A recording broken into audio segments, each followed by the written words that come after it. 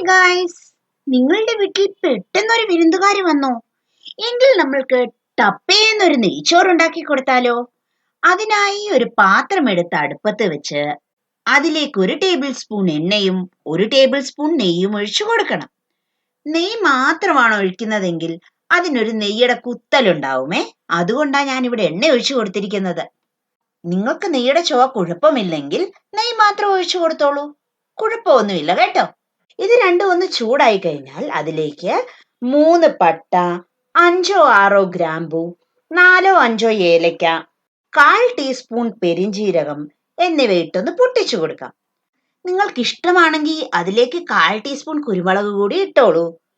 ഇതൊക്കെ ഒന്ന് പൊട്ടിയ ശേഷം അതിലേക്ക് 2 സവാള ഇട്ട് വഴട്ടി കൊടുക്കാം. സവാള ഒരു ട്രാൻസ്ലൂസന്റ് ആയാൽ അതിലേക്ക് കുറച്ച് കശുവണ്ടി കൂടി ഇട്ട് നന്നായി ഇളക്കണേ.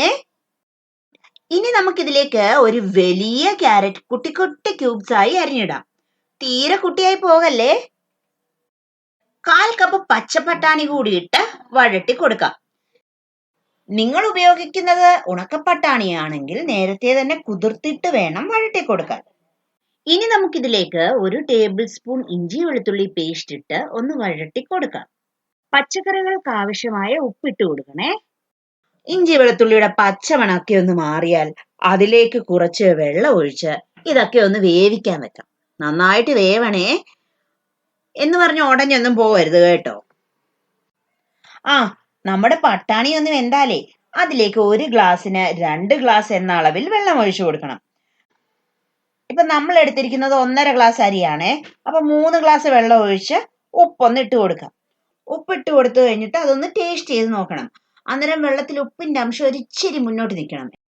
എന്നാലേ നമ്മൾ അരിയിട്ട് വേവിക്കുമ്പം ചോറിന് ആവശ്യത്തിനുള്ള ഉപ്പ് കാണത്തുള്ളൂ. മനസ്സിലായില്ലേ?